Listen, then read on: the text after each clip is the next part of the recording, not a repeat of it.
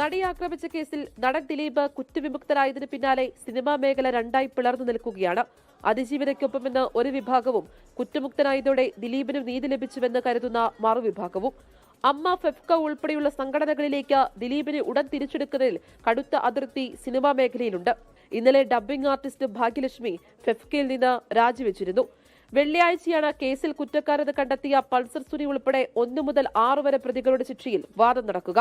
വിധിപ്പകർപ്പ് ലഭിച്ചയുടൻ അപ്പീലുമായി ഹൈക്കോടതിയെ സമീപിക്കാനാണ് പ്രോസിക്യൂഷൻ തീരുമാനം. അന്ന് കോടതിയിൽ നടന്നത് മുൻകൂട്ടി തയ്യാറാക്കിയ തിരക്കഥയായിരുന്നുവെന്ന് അതിജീവിതയുടെ അഭിഭാഷക അഡ്വക്കേറ്റ് ടി ബി മിനി 24 പറഞ്ഞു. അയാൾക്കെതിരായിട്ടുള്ളതോ അനുകൂലമായതോ അല്ല, അയാളെ കുറിച്ചുള്ള വിധി പറയണ സമയത്ത് ആക്ച്വലി അവിടെ പടക്കം പൊട്ടി. അപ്പം ഇതൊരു വളരെ പ്രീ പ്ലാൻഡ് ആണെന്ന് നമ്മളൊന്ന് ഇങ്ങനെ തിരിഞ്ഞു നോക്കുമ്പോൾ നമുക്ക് മനസ്സിലാവും.